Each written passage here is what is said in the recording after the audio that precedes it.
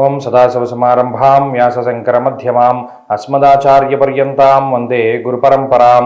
జ్యోతిష్ శాస్త్రాన్ని భావితరాల వారికి ప్రసాదించిన ఋషుల యొక్క పాదపద్మాలకి నమస్కారం చేసుకుంటూ, అలాగే నాకు ఈ జ్యోతిష విద్యను నేర్పిన గురువర్యులు జ్యోతిష బ్రహ్మ కీర్తిశేషులు శ్రీ ఈరంకి సూర్యనారాయణమూర్తి గారు, సూర్యశ్రీ దైవజ్ఞ గారి యొక్క పాదపద్మాలకి నమస్కారం చేసుకుంటూ, ఓం శ్రీ మహాగణాధిపతి నమః, శ్రీ గురుభ్యో నమః, హరి ఓం. వీక్షకులందరికీ నమస్కారం. వృశ్చిక రాశి వారికి ఈ వారం సానుకూలమైనటువంటి ఫలితాలు గోచరిస్తూ ఉన్నాయి. షష్ఠ స్థానమందు బుధుడు యోగించడం, షష్ఠ స్థానమందు రవి యోగించడం, అలాగే చంద్రబలం ప్రధానంగా ఈ రాశి వారికి కనబడడం లాంటి అంశాలు కొంత నూతనమైనటువంటి ఉత్తేజానికి కారణమవుతాయి. ముఖ్యంగా 5వ స్థానంలో ఉన్నటువంటి బుధుడితోటి పోల్చుకుంటే 6వ స్థానంలో ఉండేటువంటి బుధుడు చాలా యోగ్యమైనటువంటి గ్రహం. శుససు సౌఖ్యాదిన్ యత్ర కార్యార్థ సాధనం అన్నారు. అంటే అటు రవిబుధుల యొక్క కలయిక, యోగో భాస్కర సౌమ్యాభ్యాం, రవిబుధులు ఎప్పుడు కలిసినా కూడా విపరీతమైనటువంటి గొప్ప యోగాన్ని ఇస్తూ ఉంటారు.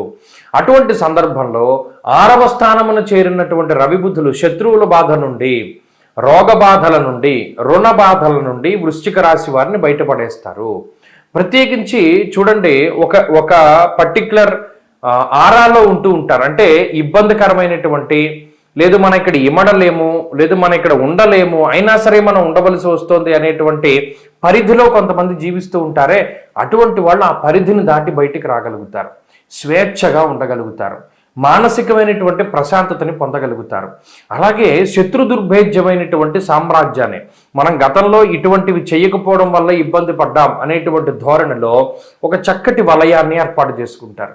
మంచి మిత్రులు లభిస్తారు, మంచి తోడ్పాటు లభిస్తూ ఉంటుంది, అలాగే కుటుంబ సభ్యుల యొక్క సహకారం ఉంటుంది, మానసికంగా శారీరకంగా ఉత్సాహంగా ఉండగలుగుతారు, ఆర్థిక అభివృద్ధి ఉంటుంది ప్రత్యేకించి ఈ రాశి వారికి.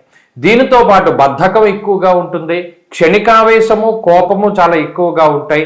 మరీ ముఖ్యంగా ఈ ఫ్రస్ట్రేషను కోపం అంతా కూడా పాపం మిమ్మల్ని ఇష్టపడేటువంటి వారిపైనే మీరు చూపెడుతూ ఉంటారు.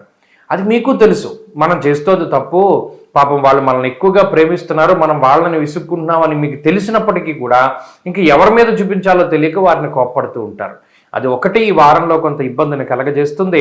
వృశ్చిక రాశి వారు ఈ వారంలో మరింత అనుకూలమైనటువంటి ఫలితాన్ని సాధించడానికై ఎక్కువగా అమ్మవారి యొక్క ఆరాధన చేస్తూ ఉండడం, శుక్రవారం నాడు రాహుకాలంలో దీపారాధన చేసి దేవి ఖడ్గమాల స్తోత్రాన్ని పారాయణ చేస్తూ ఉండడం చెప్పదగినటువంటి సూచన. ఈ వారంలో కలిసి వచ్చేటువంటి రోజు బుధవారంగా చెప్పవచ్చును. అదృష్ట సంఖ్య 2, అదృష్ట వర్ణము ఆకుపచ్చ. తదుపరి ధనురాశి.